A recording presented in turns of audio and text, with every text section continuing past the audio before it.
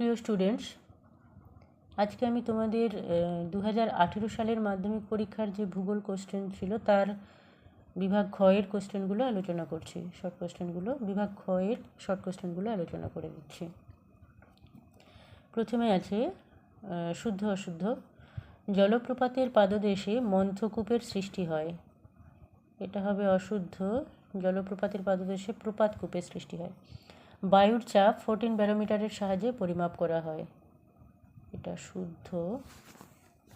নিরক্ষীয় জলবায়ু অঞ্চলে ঋতু পরিবর্তন লক্ষ্য করা যায়। এটা অশুদ্ধ। নিরক্ষীয় জলবায়ু অঞ্চলে সারা বছর একটি ঋতু, সেখানে ঋতু পরিবর্তন লক্ষ্য করা যায় না।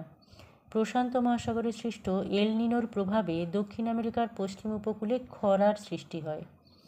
আচ্ছা, এল নিনো দক্ষিণ আমেরিকার পশ্চিম উপকূলেই হয় এবং সেখানে এল নিনোর প্রভাবে প্রচুর পরিমাণে বৃষ্টি হয়, সেই জন্য খরা হয় না। এটা হবে অশুদ্ধ। নেক্সট, বিহার ও ছত্তিশগড় রাজ্যে ক্রান্তীয় চিরহরিৎ বনভূমি দেখা যায়। আচ্ছা, এটা হবে অশুদ্ধ। এখানে ক্রান্তীয় পর্ণমোচী শ্রেণীর উদ্ভিদ দেখা যায়। পেট্রোরসায়ন শিল্পকে আধুনিক শিল্পদানব আখ্যা দেওয়া হয়। এটা শুদ্ধ।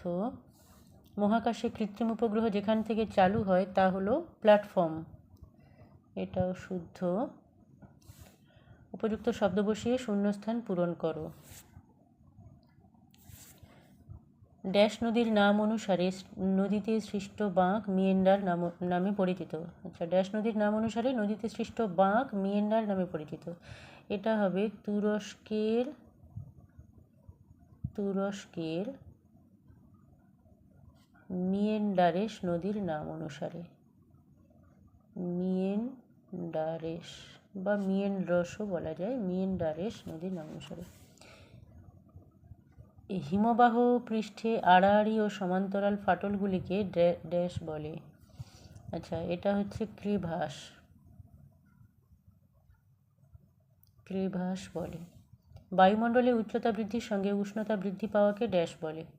উচ্চতা বৃদ্ধির সাথে সাথে আমরা জানি উষ্ণতা কমতে থাকে, কিন্তু যখন উচ্চতা বৃদ্ধির সাথে সাথে উষ্ণতা বৃদ্ধি পায় সেটাকে বলে বৈপরীত্য উষ্ণতা বা বৈপরীত্য উত্তাপ বা উষ্ণতার বৈপরীত্য বললেও হয়। বৈপরীত্য উষ্ণতা।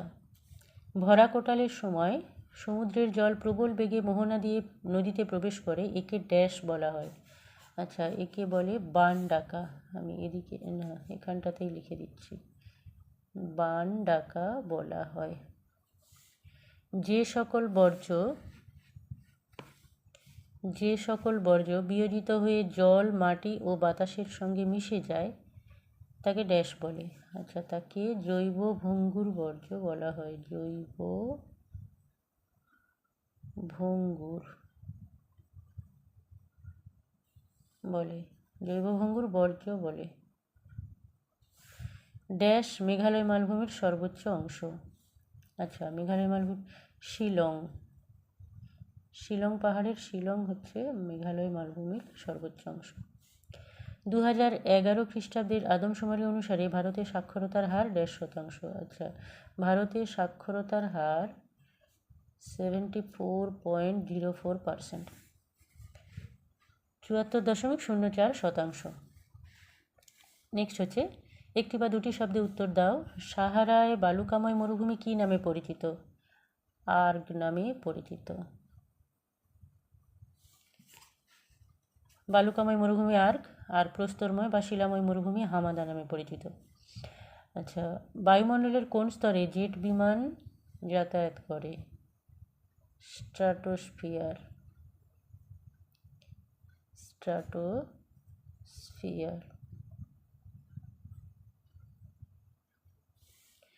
সামুদ্রিক মাছের প্রধান খাদ্য কি?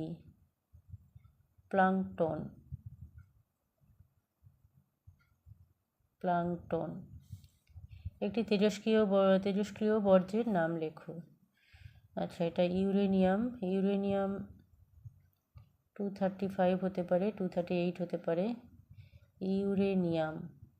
জারকন হতে পারে। ইউরেনিয়াম, তোমরা জারকনও লিখতে পারো।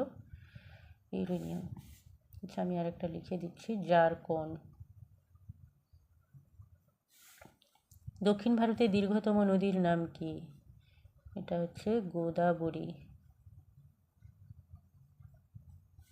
ভারতের কোন অরণ্যে সিংহ পাওয়া যায়? আচ্ছা, গুজরাটের গির অরণ্যে। গির। ঝাড়খণ্ড ও পশ্চিমবঙ্গ রাজ্যের যৌথ বহুমুখী নদী পরিকল্পনার নাম লেখো। আচ্ছা, এটা হচ্ছে ডিভিসি বা দামোদর ভ্যালি কর্পোরেশন। কোন মানচিত্রে সমোন্নতি রেখার সাহায্যে ভূপ্রকৃতি বোঝানো হয়? আচ্ছা, কোন মানচিত্রে সমোন্নতি রেখার সাহায্যে ভূপ্রকৃতি বোঝানো হয়? এটা হচ্ছে ভূবৈচিত্র্য সূচক মানচিত্র বা টোপোগ্রাফিক্যাল ম্যাপ। ভূ বৈচিত্র্য সূচক মানচিত্র। এরপর বাম দিকের সাথে ডান দিকের মিল। তাল। তাল হচ্ছে পশ্চিম হিমালয়ের হ্রদ। ঝুম চাষ, মৃত্তিকা ক্ষয়, চিকমাগালুর কর্ণাটকের কফি গবেষণা কেন্দ্র এটা। আচ্ছা, বারাণসী ডিজেল রেল ইঞ্জিন।